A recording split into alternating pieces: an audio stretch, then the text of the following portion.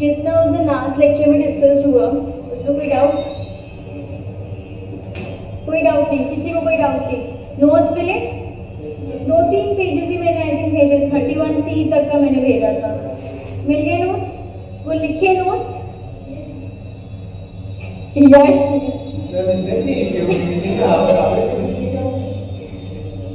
ऐसा क्योंकि मुस्तफा ने लिखा होगा तो हम भी नहीं लिखेंगे। कब लिखोगे तुम लोग? किसने किस बॉय का तुमने लिखा भी नहीं?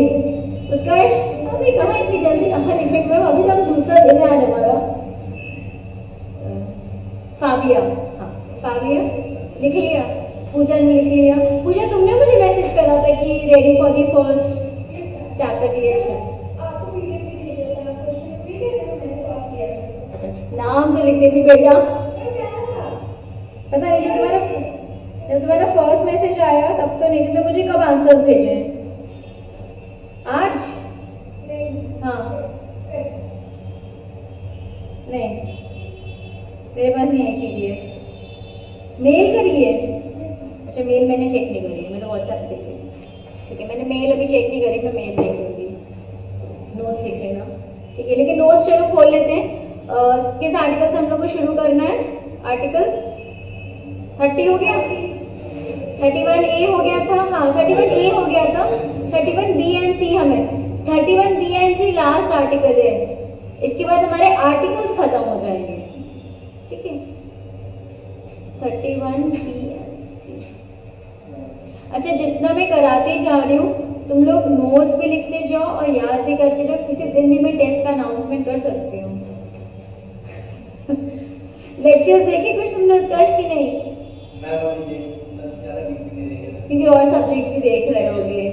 सेकंड चैप्टर मैंने बताया था, you have to see first second chapter first. मैंने बोल दिया था ना पहले कि सेकंड चैप्टर की रिव्यू कर लो लेक्चर्स ठीक है। क्योंकि फर्स्ट चैप्टर का तो जब टेस्ट देना तो देना, लेकिन सेकंड चैप्टर का मैं टेस्ट किसी दिन भी बोल सकती हूँ। किसी दिन भी मतलब मैं बोल दूँ कि परसों टेस्ट है, ऐसा भी बोल सकती हूँ मैं। क्योंकि आराम से चल रहे हैं, बहुत जल्दबाजी में नहीं हो रही है पढ़ाई, किसी दिन भी आ सकता है। 31B है का ये रहा। नोट्स खोलो मेरे। नोट्स तुम लोग को व्हाट्सएप ही करे होंगे ना सर ने? अगर लिखने नहीं है ना तो एटलीस्ट उनका प्रिंट आउट निकालते जाओ। ऐसा कर लो, मत लिखो पूरा लिखने में आलस आ रहा है, उसका प्रिंट आउट ले लो बट किसी फॉर्म में अपने पास रखो। बुक मतलब ऐसे व्हाट्सएप पे मत रखो लूज उसको, बिकॉज ये है कि हर प्रिंट आउट को 5 रुपये देना पड़ेगा, वो महंगा है।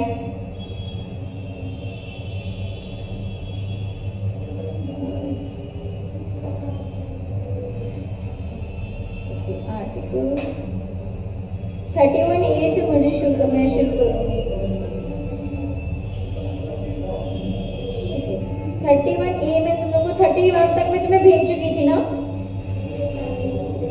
31 हाँ नहीं 31A भी हम 31 पे हम लोगों ने नीचे डिस्कस नहीं करा है ना, वो MC मेहता वाला लास्ट केस डिस्कस करा था, कंपल्सरी एजुकेशन वाला।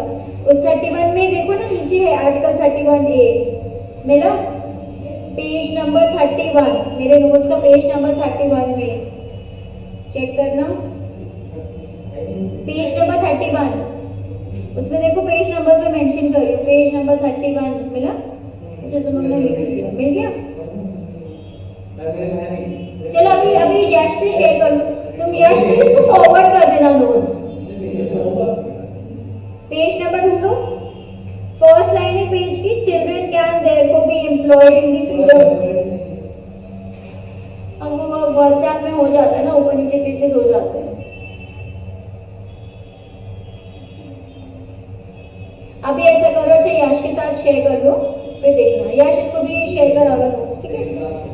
31 पेज जो था मेरा 31A 31 हम लोगों ने क्या डिस्कस करा था? लैंड एंड प्रॉपर्टी को लेके उसके राइट्स थे कुछ ठीक है। 31A Article 31 of Indian Constitution gave the people of India the right to hold and dispose of the property as they fit। तो ये 31 आर्टिकल बात कर रहा है कि किस तरह हम अपने प्रॉपर्टी को होल्ड कर सकते हैं और कैसे उसको डिस्पोज ऑफ कर सकते हैं। By the first constitution amendments of 1951, मिला page 32. By the first constitution amendment of 1951, the parliament added 31A to the Indian constitution. तो जब कॉन्स्टिट्यूशन बना, अभी जो परसों मैंने आई थिंक फॉरवर्ड करवाई थी, परसों पुनीत सर से 3 पेजेस भिजवाए थे. तो पहले जब हमारा जब 50 में कॉन्स्टिट्यूशन बना तब सिर्फ 31 आर्टिकल था जिसमें की बात करी गई थी right to hold the property. लेकिन बाद में जब पहला अमेंडमेंट हुआ उस समय बात करी गई कि 31A, 31B और 31C हम डाल देते हैं उसमें. तो 31A से according to this the government can acquire the property of the people and by doing so the fundamental mention in the article 14 and 90 of Indian constitution shall not be violated. तो 31A में बात करेंगे कि जब भी कोई भी government कोई प्रॉपर्टी को एक्वायर करती है, मैंने उसे डिस्कस करा था 31A को लेकर कि कोई भी प्रॉपर्टी ले सकती है, बट ध्यान रखना है कि जितनी लिमिट अलाउड है उतनी लिमिट ले, जिस मार्केट वैल्यू में अलाउड है उस मार्केट वैल्यू में ही लेनी पड़ेगी. वो कंडीशंस मेंशन थी कि आप किन कंडीशंस में ले सकते हैं, बट क्लियरली मेंशन था अगर आपको कोई प्रॉपर्टी लेनी है तो गवर्नमेंट कोई भी प्रॉपर्टी ले सकती है. और किसी भी पर्सन का article 14 and 90, article 14 was article 14 जल्दी मुस्तफा इक्वालिटी को लेकर एंड आर्टिकल 19 वो तो सारे फंडामेंटल्स हैं. अरे यार और बस यही था 19 में. जी यार गड़बड़ है मामला यहाँ तो.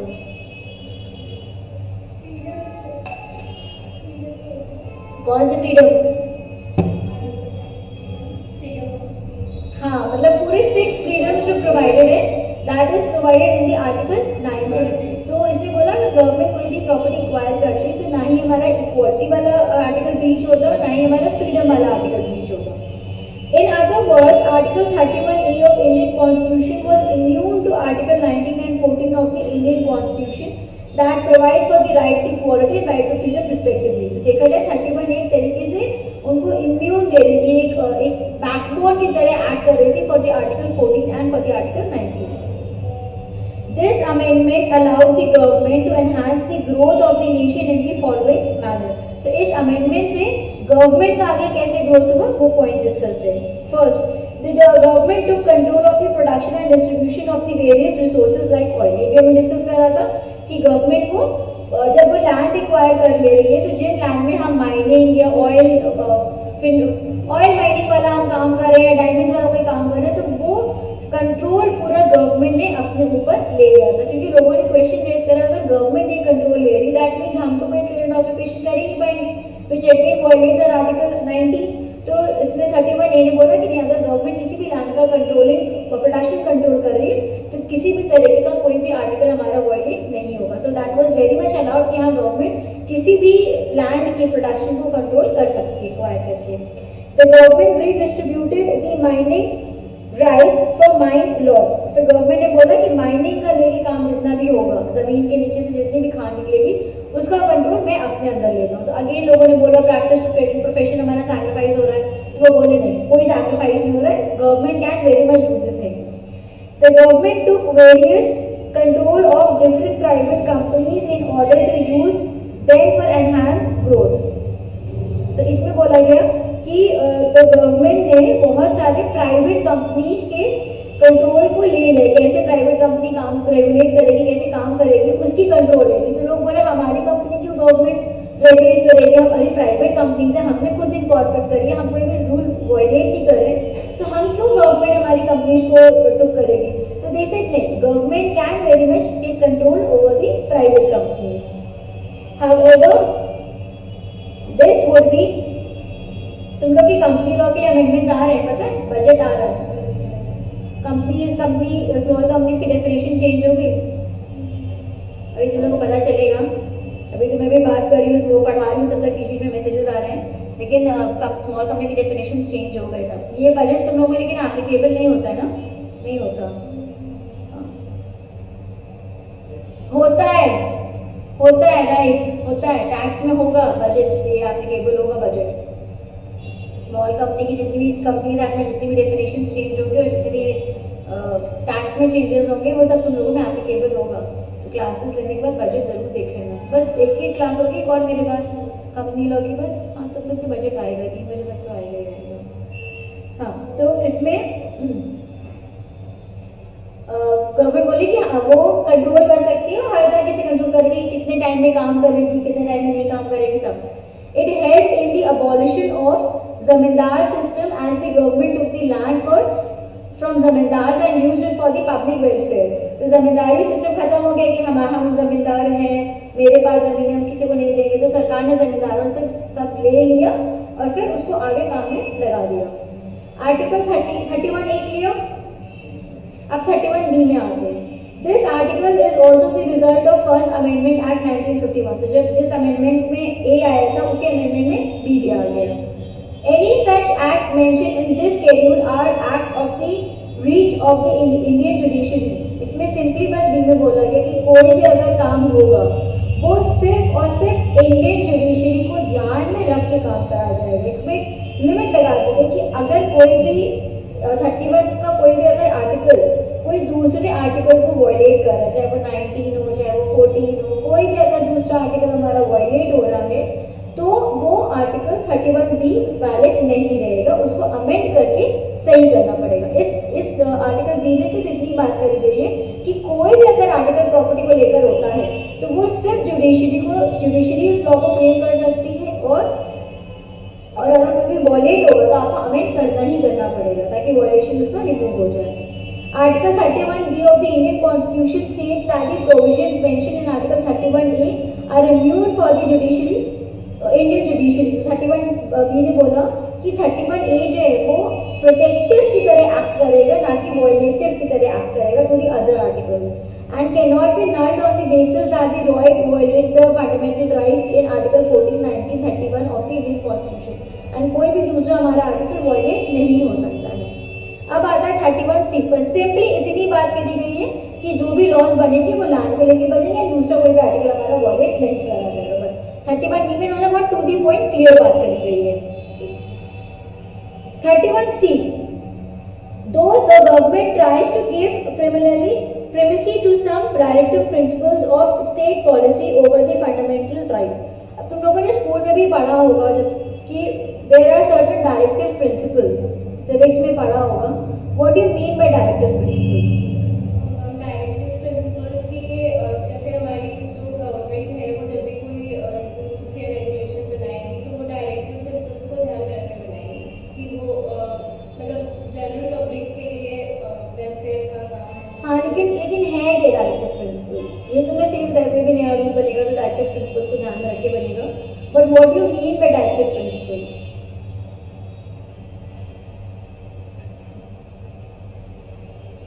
कोई तो ट्राई करो, काव्या, उत्कर्ष, यश, कुछ तो, मुस्तफा। डायरेक्टिव प्रिंसिपल्स पढ़ा होगा सिविक्स में, नहीं पढ़ा? साइंस में हो ठीक है, लेकिन 9th 10th में हिस्ट्री पढ़ी होगी ना।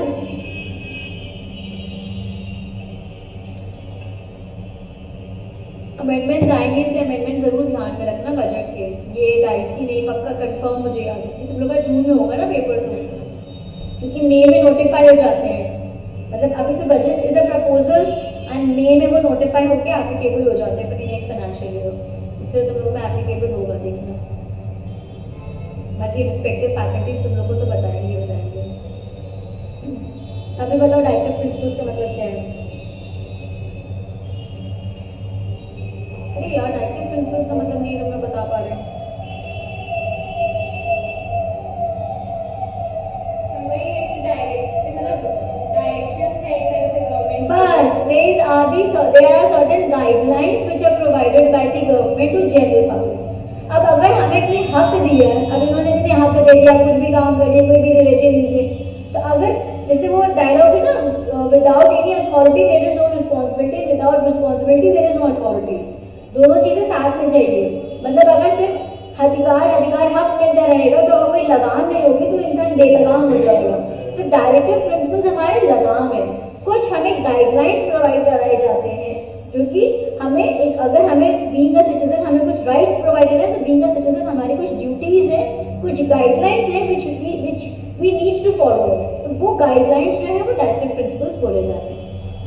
सो इसमें बोला गया है कि गवर्नमेंट ने हमें सब कुछ फंडामेंटल राइट्स दिए, तो कुछ हमें डायरेक्टिव प्रिंसिपल्स भी दिए हुए हैं। There are two main objectives that the ownership and the control of the material resources of the community are so distributed are best to subserve the common good। तो उन्होंने बोला कि हमने जो लैंड है, प्रॉपर्टी है या कुछ भी पैसा है, हमने इस तरीके से लोगों में डिस्ट्रीब्यूट करा हुआ है ताकि उस पैसे का वो मैक्सिमम यूटिलाइजेशन करके पब्लिक वेलफेयर में यूटिलाइज कर पाए। जैसे अब बजट आ रहा है, तो बजट में अब रेलवे में सपोज करो 10,000 करोड़ दिए गए, तो अब लोग क्वेश्चनिंग करने लग जाएंगे भाई सरकार ने 10,000 करोड़ रेलवे को क्यों दिए, जनरल पब्लिक को दे। फिर तो उन्होंने बोला सरकार एक ऐसी बॉडी है जिसका मोटिव है just to do public welfare, और जनरल पब्लिक का मोटिव क्या होता है भाई अपना मुनाफा निकालना, ना कि लोगों का भला करना। तो बोले हम पैसा रेलवे में इसीलिए दे रहे ताकि लोग जो लोगों को आने जाने में दिक्कत होती है, जो ट्रेन लेट होती है, तो हम ट्रेन बढ़ा दें, रेलवे ट्रैक्स अच्छे कर दें ताकि एक्सीडेंट कम हो,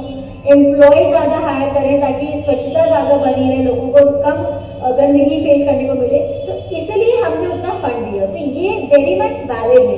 तो हम पैसा, जहाँ पैसा हो गया या प्रॉपर्टी हो गई, हम लोगों को तभी ट्रांसफर करेंगे जहाँ उन्हीं लोगों को ट्रांसफर करेंगे जो उन पैसे का मैक्सिमम यूटिलाइजेशन करके जनरल पब्लिक की वेलफेयर की बात करेगा। सेकेंड है the operation of the economic system does not result in the concentration of wealth and means of production to the common detriment। तो उन्होंने बोला कि हमारा इकोनॉमिक ग्रोथ का मतलब ये नहीं होता है कि हम सिर्फ और सिर्फ पैसा कमाते जाएं। जैसे आज के डेट में जीडीपी ग्रोथ बहुत इशू है कि एवरीवन इज क्रिटिसाइजिंग सीतारमन की जीडीपी ग्रोथ बहुत कम हो गई है। एक सेकेंड, मैं क्लास में हूँ, मैं निकल के कॉल बैक करती हूँ।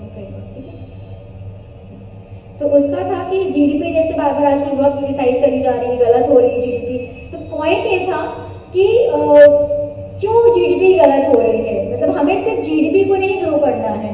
जीडीपी तो कैसे एनहांस होगी कि जैसे हमारी इनकम बढ़ेगी वैसे हमारी जीडीपी बढ़ जाएगी। बट लोगों का कंसर्न है हमें सिर्फ पैसा कमाना नहीं है, हमें पूरी कंट्री का ओवरऑल डेवलपमेंट करना है। जैसे अभी बजट के समय में तुमने पढ़ा, 2 दिन पहले प्रपोजल सीतारमन जी ने दिया है, इस बार का जो बजट आएगा वो 100 साल में भी ऐसा कभी बजट नहीं आएगा। मतलब इस स्टेटमेंट को लेकर काफी मीम भी बन रहे हैं, काफी हाईलाइटिंग है, ऐसा क्या बजट आ रहा है, 100 साल में नहीं आएगा ऐसा बजट। तो उनका पॉइंट है कि हम जीडीपी तो ग्रो करेंगे भाई, तो हर बजट में हमारा मोटिव होता है कि we have to increase our GDP as compared to other nations. But सिर्फ वेल्थ क्रिएशन हमारा यहाँ पे मोटिव नहीं रहेगा, हमारा मोटिव रहेगा कि इंडिया को हमें मैन्युफैक्चरिंग हब बनाना है। मतलब हमारा क्या मोटिव हो गया, आत्मनिर्भर। जो चाइना वगैरह का ये बैन करा गया, ये मोटिव ये है कि भाई चाइना से मैन्युफैक्चर हो गया, हम बस खरीदते थे तभी सस्ते दामों में मिल जाता था। अब इंडिया का कहना क्या है कि हम बाहर से नहीं खरीदेंगे, चाहे 100 रुपए की चीज़ 200 में बनेगी, इनिशियली 200 में बनेगी, जब 10 बार बनेगी तो ऑटोमेटिकली वो 200 की चीज़ 150 में आ जाएगी कॉस्ट उसकी। तब हमें मैन्युफैक्चरिंग हब बनाना। तो यही पॉइंट ये कह रहा है कि हमें सिर्फ और सिर्फ अपनी इकोनॉमी को एक क्रिएशन ऑफ वेल्थ वाला पोर्शन नहीं देना है, हमें अपनी इकोनॉमी को हर तरीके से, चाहे वो इंफ्रास्ट्रक्चर हो, चाहे वो प्रोडक्शन पॉइंट हो, चाहे वो मैन्युफैक्चरिंग पॉइंट हो, हर तरीके से हमें ग्रो करना। तो इस बार के बजट में एक्सपेक्टेड यही है कि सिर्फ जीडीपी को ध्यान में रखते हुए नहीं बने, क्योंकि अभी प्रूफ हो चुका है, मतलब डेटा लीक हो चुका है कि इंडिया की GDP as compare to France and UK much better, क्योंकि these countries are still facing lockdown situation. अभी इंडिया ने जो पिछले साल लॉकडाउन हुआ उसके बाद नाइट कर्फ्यू भी हट गया, पार्टीज में भी कुछ नाइट कर्फ्यू नहीं लगाया गया, कुछ नहीं हुआ, everything is running smoothly. And second wave जो आया उससे इंडिया इफेक्ट नहीं हुआ, बट यूके एंड फ्रांस तो बिल्कुल ही जरा ओवर हो चुका है वो। तो ये प्रूव हो गया कि GDP is getting better, but अब हमें एक वेल्थ की जगह हमें प्रोडक्शन और मैन्युफैक्चरिंग सेक्टर को भी इक्वली इंपॉर्टेंस देनी। तो ये 31C ने बात करी। So we have covered article 31। तो इसी ये सब बातें जब हुई ना, तब लोगों को रियलाइज हुआ कि ये फंडामेंटल राइट नहीं, दीज आर जनरल राइट्स। ये नहीं कि इंसान को पैदा होते जमीन का हक मिल जाना चाहिए या सरकार का हक मिल जाना चाहिए, इस वजह से इसको फंडामेंटल राइट से हटा के एक जनरल कैटेगरी में प्लेस कर दिया गया। क्लियर? तो 31 को डिवाइड करके 3 सेक्शन में लाए गए। 31A जिसमें प्रॉपर्टी कैसे गवर्नमेंट एक्वायर कर सकती है उसकी बात करी गई। B ने बोला है कि गवर्नमेंट जैसे चाहे वैसे प्रॉपर्टी एक्वायर करे, कोई दिक्कत नहीं, बट कोई भी दूसरा राइट हमारा वायलेट ना हो, इस चीज़ को बस ध्यान रखें। और C ने बोला है कि अब हमें फंडामेंटल राइट्स तो मिले ही मिले, बट हमें उसमें साथ ही साथ कुछ डायरेक्टिव प्रिंसिपल्स की भी बात कर दी गई है कि सिर्फ अधिकार नहीं, अब हमारी भी कुछ रिस्पॉन्सिबिलिटी बनती है टुवर्ड्स दी कंट्री। इसकी बात करी गई 31 से। इतना क्लियर हो गया? इसमें कोई doubt? So we have covered the fundamental rights. बस एक और रह गया रिट वाला पोर्शन, बस 32 में आएगा रिट, बस इतना क्लियर है। अब आता है आर्टिकल 32 में। Article 32 guarantees the enforcement of fundamental rights. It is remedial and not substantive in nature. तो आर्टिकल 32 में बात करी गई है, 31 तक जो बात हुई, 30 तक इनफैक्ट जो बात हुई वो नॉर्मल फंडामेंटल्स की बात हो गई। 32 ने बोला कि अगर इनमें से कोई भी आर्टिकल आपका ब्रीच हो गया, ये तो अधिकार है मेरे पास, लेकिन अगर इनमें से कोई भी अधिकार ब्रीच हो गया तो आप क्या करोगे? तो उसके लिए आर्टिकल 32 बनाया गया है, जिसमें रेमेडियल कैरेक्टर्स की बात करी गई है। मतलब remedy in the sense, remedy का मतलब क्या हुआ? रेमेडी नॉर्मल इंग्लिश ट्रीटमेंट हम लोग को इसमें आर्टिकल 32 में दिया गया कि अगर हमारा कोई भी फंडामेंटल राइट ब्रीच हुआ तो मेरे पास एक आर्टिकल 32 है जिसमें मुझे रेमेडी प्रोवाइड करी गई है कि मैं आगे कैसे प्रोसीड करूँगी। So the rest of Article 33 to 35 relates to the supplementary matters and do not create any guarantee or right. तो 33 से 35 की जो बात करी गई है, जनरल कैरेक्टर्स की बात करी गई है, वो कोई हमें फंडामेंटल राइट नहीं प्रोवाइड कर रहा है। So 32 पहले डिस्कस करेंगे, उसके बाद 33 से 35 डिस्कस करेंगे। 32 it is a cardinal principle of, तुम लोग को दिख रहा है? ठीक है, नहीं दिख रहा ना? अभी क्लियर है? It is a cardinal principle of jurisprudence that where there is a right, there is a remedy. तो इसमें एक नॉर्मल बात करेंगे भाई, जहाँ पे आपको राइट अवेलेबल है वहाँ पे आपको रेमेडी भी दी गई है। अगर इनमें से आपको कोई भी राइट ब्रीच हुआ तो what will you do? If right are given without there being a remedy for their enforcement, they are of no use. अगर हमें रेमेडी नहीं दी जाएगी, ट्रीटमेंट नहीं दिया जाएगा, तो ये पूरा जो इलाज बताया है it's of no use. While remedies are available in the Constitution and under the ordinary law, under 32 makes a fundamental right that a person whose fundamental right is violated has the right to move to the Supreme Court by appropriate proceedings for the enforcement of the fundamental right. अब पहले हम बात कर चुके हैं कि एक chronological order होता है सुप्रीम कोर्ट तक जाने का। भाई पहले लोअर कोर्ट में जाओगे, फिर उसके हाई कोर्ट जाओगे, फिर उसके हाई कोर्ट, फिर हाई कोर्ट, फिर आप आगे जाओगे सुप्रीम कोर्ट में। ये एक नॉर्मल प्रोसीजर है अगर कोई बार केस फाइल करते हो। बट इसमें बात करी जाती है आर्टिकल 32 में, अगर कोई भी आपका फंडामेंटल राइट ब्रीच हुआ है, आप सीधा हाई कोर्ट या सुप्रीम कोर्ट जा सकते हो। आपको फिर ये लोअर डिस्ट्रिक्ट इन सब में जाने की जरूरत नहीं, सीधा हाई कोर्ट या सुप्रीम कोर्ट में आप जाते हो। तो आर्टिकल 32 हमें इस चीज का एम्पावरमेंट देता है। He can directly raise the matter before the highest court of the land, and the Supreme Court is empowered to issue directions or orders or writs in the nature of habeas corpus, mandamus, prohibition, quo warranto, and certiorari, whichever may be appropriate for the enforcement of the right. तो इसने बोला है कि आपके अगर आपका कोई भी फंडामेंटल राइट ब्रीच होता है तो you can directly move to the supreme court and आपके पास 5 अधिकार अवेलेबल हैं जिसके थ्रू आप मूव कर सकते हो। तो वो 5 हैं, हेबियस कॉर्पस, मैंडेमस, आगे हम लोग डील आउट करेंगे डिटेल। तो ये आर्टिकल 32 में पावर कर होगा। मैंने इसके लिए तुम लोग को केस लॉ भी लिखवाया था, याद है? जिसमें रिट फाइल हुई थी, लास्ट लेक्चर में लिखवाया था। अरे यार लास्ट लेक्चर में भूल गए, याद करो। एक मैंने तुम लोग को केस लॉ लिखवाया था, डिस्कस करा था, जिसमें डायरेक्टली पार्टी जो है वो सुप्रीम कोर्ट को मूव करती है। लास्ट लेक्चर में डिस्कस हुआ है, लास्ट लेक्चर में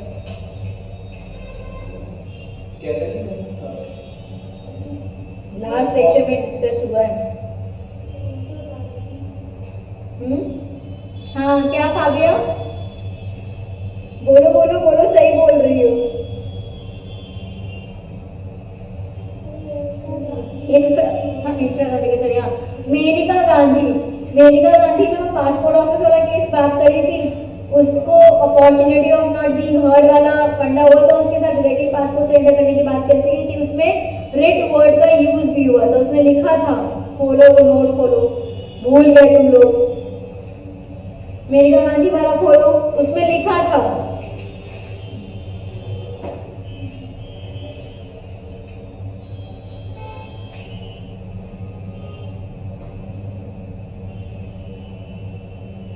खोलो।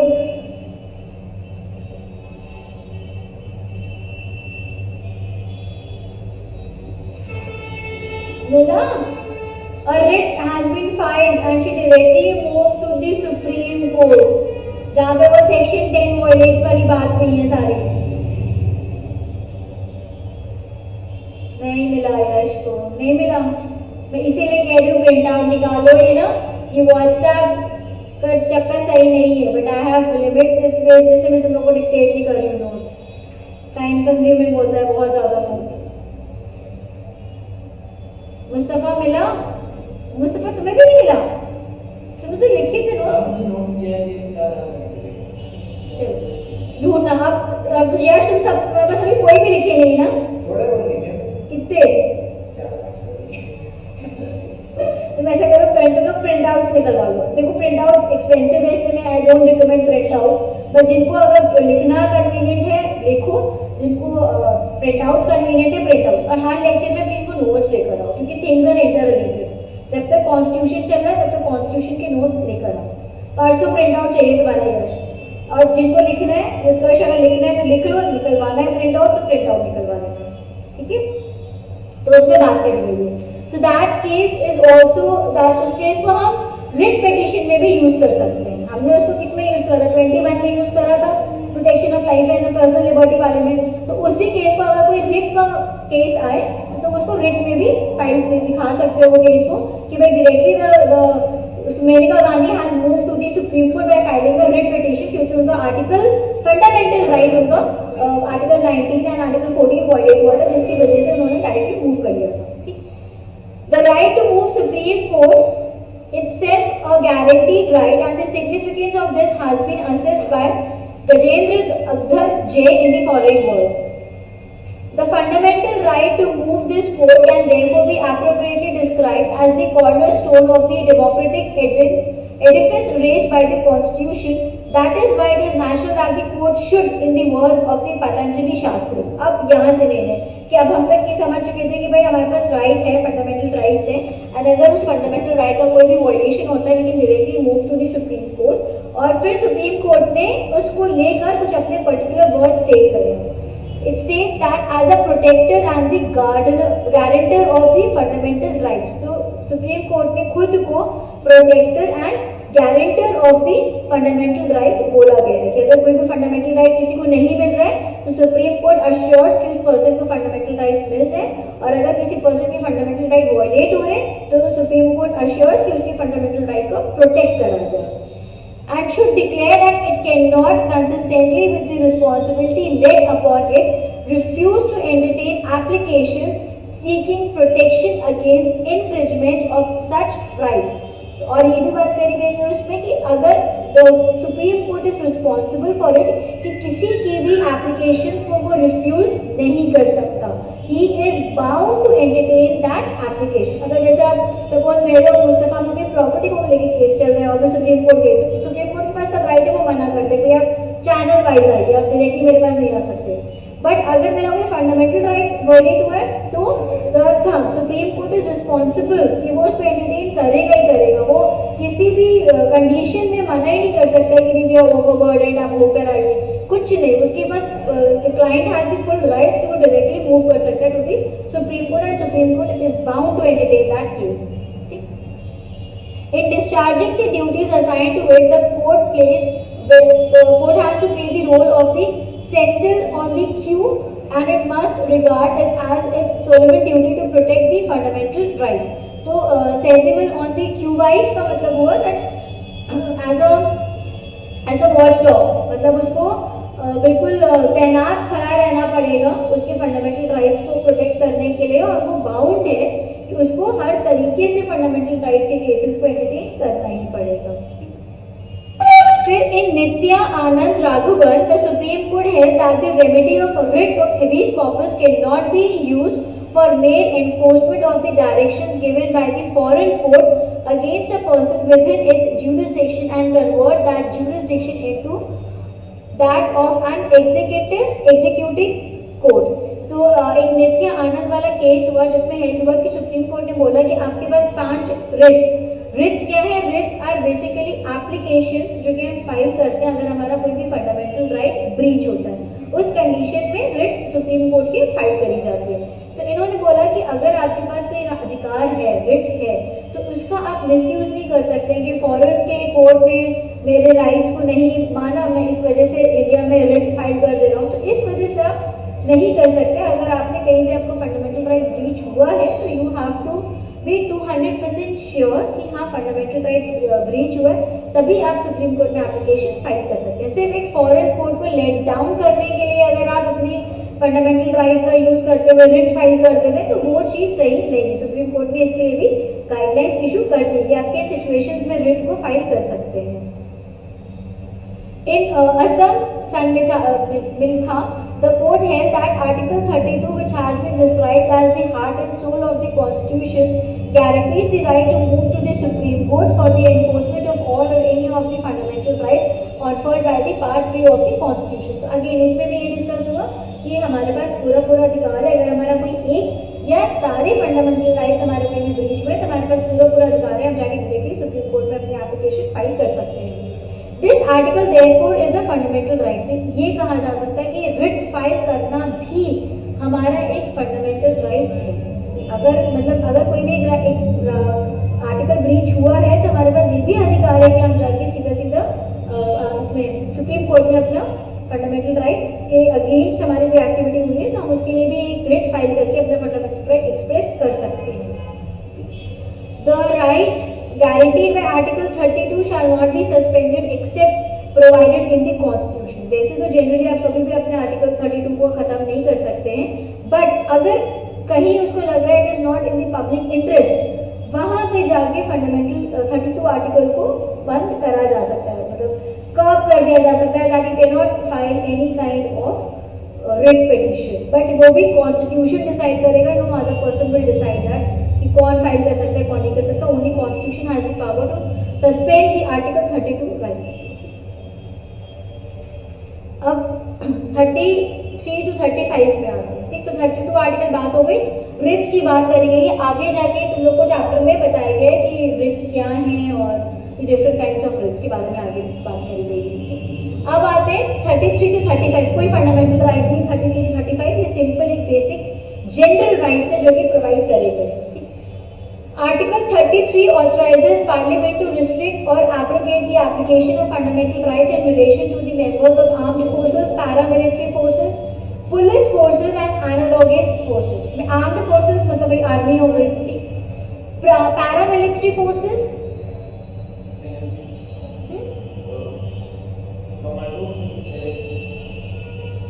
मिलिट्री और फिर पैरामिलिट्री में डिफरेंस क्या होगा? मतलब फिर मिलिट्री लिखते हैं, पैरामिलिट्री वर्ड भी उन्होंने यूज करा।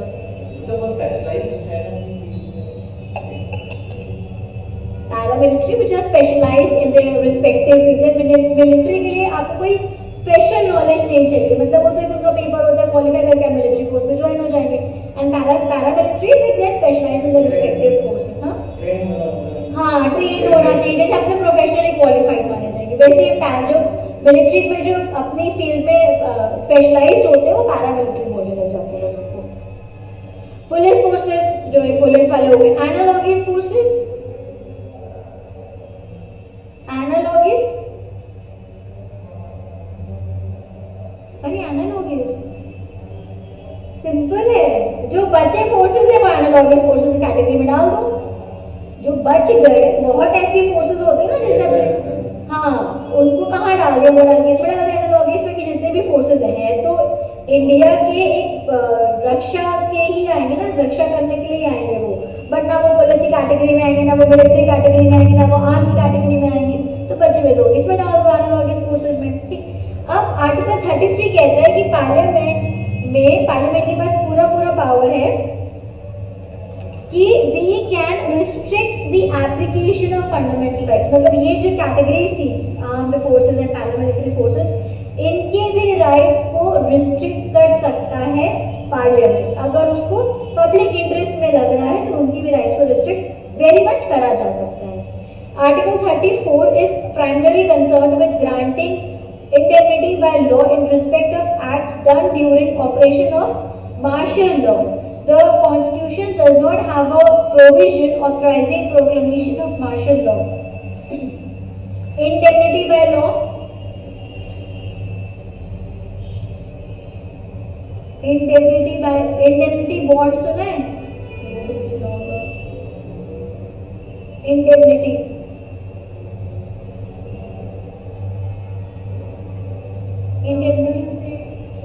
कंपनसेट। हाँ, तो क्या कह रही फाबिया? Speak up. गलती तो होगा, मैं कोई डंडा सना लेके बैठी हूँ। गारंटी सही कह रही हूँ। तुम इतना हेसिटेट हो गई क्यों बोलती हूँ? मेरे अभी तक आंसर सब सही रहे। इंडेमनिटी का मतलब होता है अश्योरेंस देना, गारंटी देना, डिक्लेयर कर देना that whatever I am saying I will be abide by that statement. इसका मतलब ये इंडेमनिटी दे देना। तो इसने 34 ने बोला है कि हम जो भी काम करेंगे, मार्शल लॉ मतलब मार्शल लॉ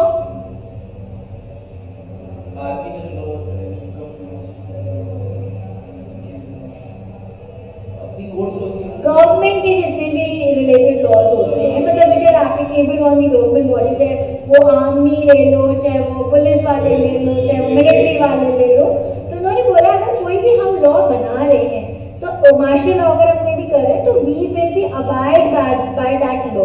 हम उस लॉ के अगेंस्ट कुछ भी नहीं कर सकते हैं।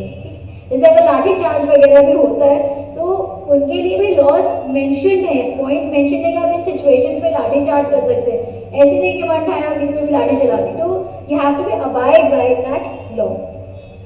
The Constitution does not have a provision authorizing proclamation of martial law. तो Constitution ने ये ऑथराइज नहीं करा जैसा मन चाहा वैसा लॉ मोल्ड कर ले, नहीं, आपको प्रॉपर ग्राउंड देने पड़ेंगे जब आप इन मार्शल लॉज को जरा सा भी ऑल्टर करेंगे।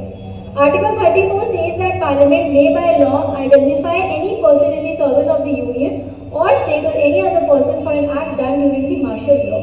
तो अगर कोई भी सरकारी कर्मचारी मार्शल लॉ के तहत कुछ भी गलत करता है तो उसको पकड़ा जा सकता है। भाई since you are a government employ, आप इस लॉ से अबाइड हो, तो आपने कैसे कोई गलत काम कर दिया। तो जितने भी person which are working under the government organization they are automatically abide by that law.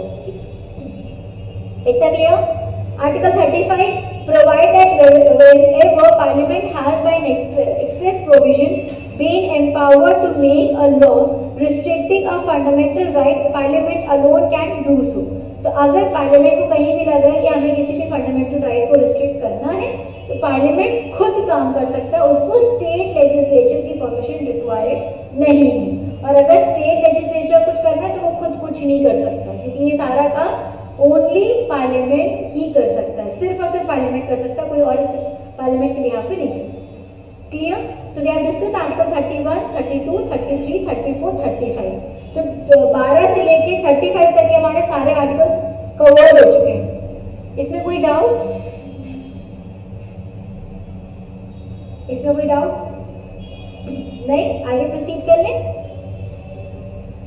अब आया amendability of the fundamental rights. Obviously हम लोग पढ़ते चले आ रहे हैं कि टाइम बाय टाइम अमेंडमेंट्स हुए ही हुए हैं just for the benefit, and जो चीज प्रेजेंट सिनेरियो में ढंग से एप्लीकेबल हो गए इस वजह से हमने अमेंडमेंट्स करे हुए।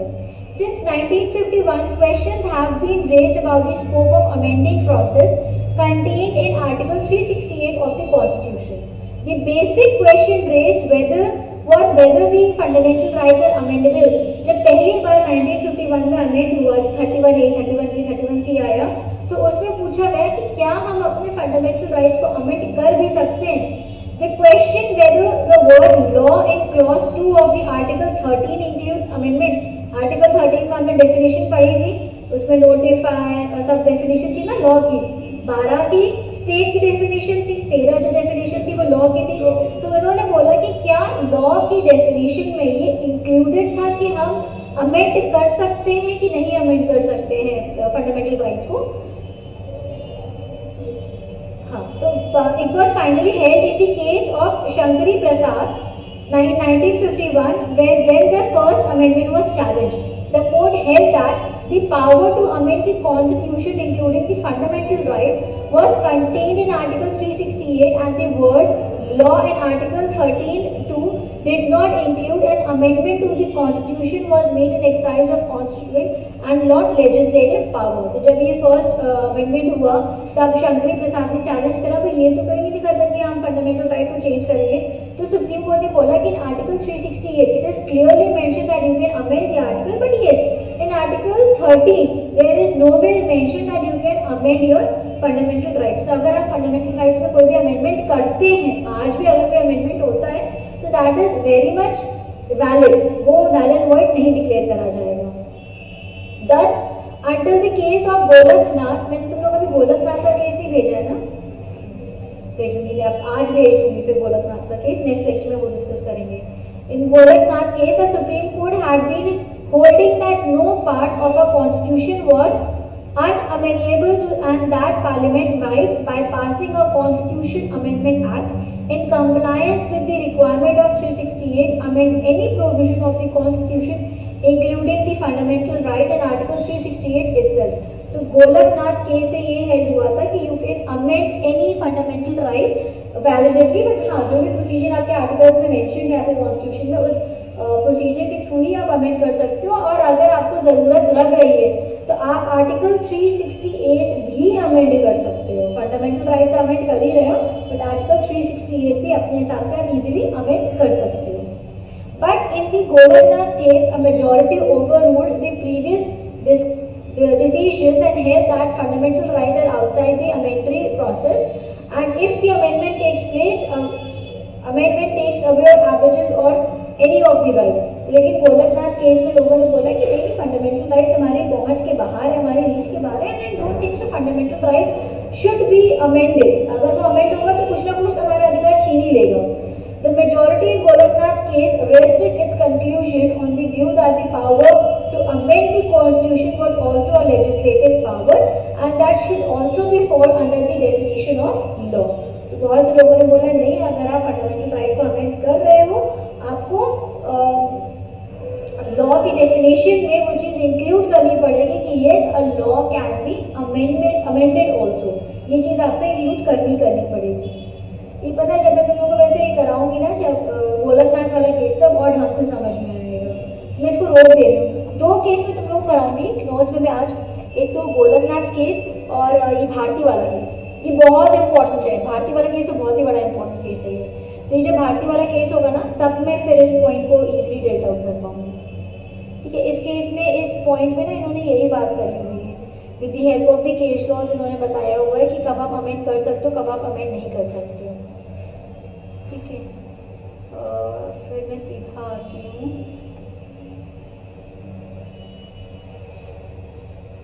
फिर मैं सीधा आ रही हूँ डायरेक्टिव प्रिंसिपल्स में आने के समय, क्योंकि that portion will be dealt with the help of the case laws जो मेरे हैं. ठीक है, The subcommittee on fundamental rights constituted by the Constituent Assembly has suggested 2 type of fundamental rights. तो fundamental rights को लेकर बहुत बहस हुई और फाइनली डिसाइड ये हुआ था कि इस fundamental right can be easily amended. बिल्कुल क्लियरली उन्होंने ये बात कह दी थी. उन्होंने बोला कि 2 तरीके के fundamental rights को enforce करा जा सकता है.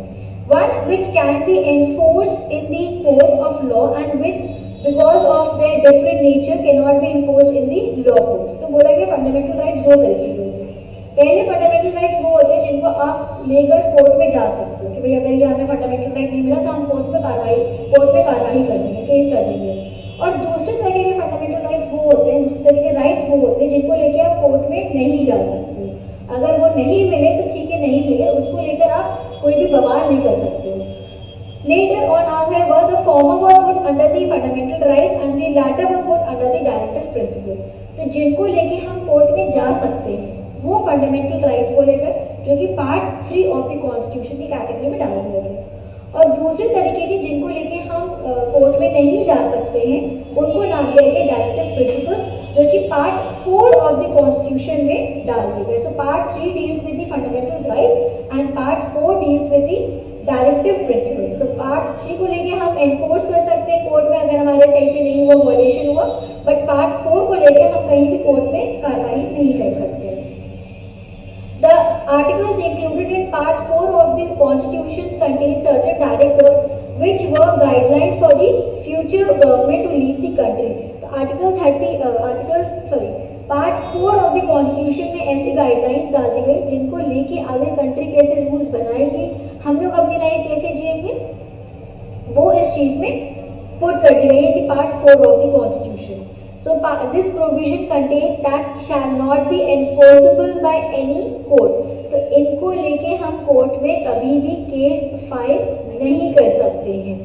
Fundamental in the governance of the country, and it shall be the duty of the state to apply these principles in making the law. और इन principles को apply करने की responsibility गवर्नमेंट पे, स्टेट पे फॉल करेगी. that the government is responsible for the implementation of this particular principles. So कौन से हैं? The first, the directive principles are not enforceable in the court and do not create any justiciable rights in favor of the individuals. तो पहली बात होगी कि directive principles को लेकर कहीं भी कोर्ट में नहीं जा सकते, जिसकी वजह से किसी भी तरह का कोई भी राइट हमारे ऊपर नहीं बनाता है. Directive principles required to be implemented by the legislation. तो डायरेक्टिव प्रिंसिपल्स का इम्प्लीमेंटेशन सिर्फ और सिर्फ सरकार कर सकती है, हम उस चीज़ का इम्प्लीमेंटेशन खुद नहीं कर सकते हैं. डायरेक्टिव पर से डू नॉट कॉन्फर अपॉन और take away any legislative power. Directive principles के आ जाने से हमारा कोई भी फंडामेंटल राइट ना ही ब्रीच होता है और ना ही कोई नया क्रिएट हो जाता है. The court cannot declare any law as void on the ground that it contravenes any directive principles. हमने ये पढ़ा था कि अगर हम कोई भी नया लॉ बनाते हैं और उस नए लॉ से अगर हमारा कोई भी फंडामेंटल राइट ब्रीच होता है, तब तक वो लॉ नल एंड वॉइड हो जाएगा, जो हमने डॉक्ट्रिन ऑफ स्टेट डिसीजेज और ये सब पढ़ा था. ठीक, बट इसमें वो होता है अगर हम कोई नया लॉ बनाते हैं जिसकी वजह से डायरेक्टिव प्रिंसिपल्स खराब हो रहे हैं, then that law cannot be declared as null and void. वो law valid रहेगा ही रहेगा, क्योंकि these are not the fundamental rights, these are the directive principles, just are the guidelines to live a life.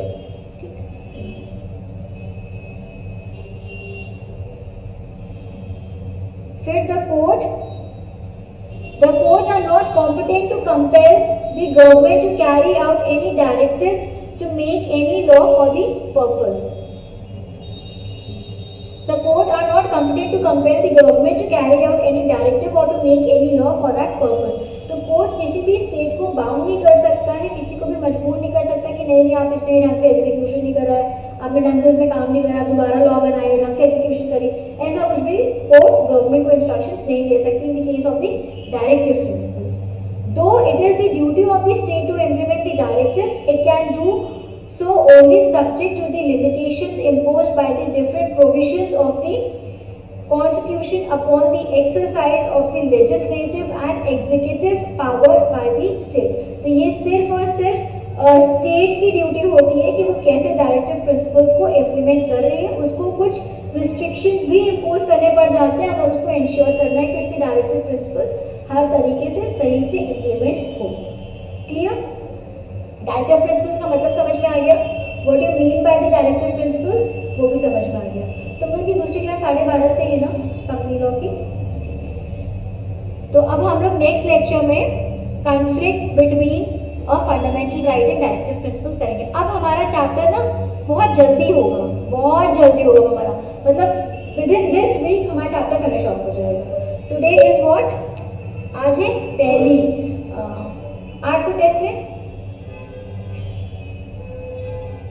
सबके 2 हो गए.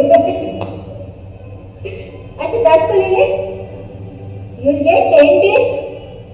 आज की date से देखा था ना, आज 1 ही तारीख तो है और 10 तारीख को दोगे, मतलब next Wednesday, not this Wednesday, next Wednesday दोगे 10 तारीख. ठीक है, और तुम लोग का फिनिश हो जाएगा syllabus finish on Friday. So you will get 2-3-5 days more to revise the chapter. अब पढ़ना शुरू कर दो, क्योंकि आगे का चैप्टर बहुत ईजी है, मतलब उसको तुम लोग को रटने की जरूरत नहीं पड़ेगी, सिंपल समझने की जरूरत पड़ेगी. बट अभी तक हम लोगों ने जितना पढ़ लिया ना उसको तुम्हें रटने की जरूरत पड़ेगी. साइमल्टेनियसली अमाउंट की टेस्ट भी होता जाए. तो नेक्स्ट वीक से हम अपना नेक्स्ट चैप्टर भी शुरू कर देंगे, तुम लोग का 10th का टेस्ट भी हो जाएगा. ठीक, नहीं हाँ नोट्स सेकेंडरी, नोट्स मतलब वो है कि तुम्हें कहीं तुम फंस रहे हो तो नोट्स पढ़ना है, पहले तो मॉर्निंग से नहीं ओनली चैप्टर 2, बिकॉज तुम तो फर्स्ट चैप्टर बाद में देखो।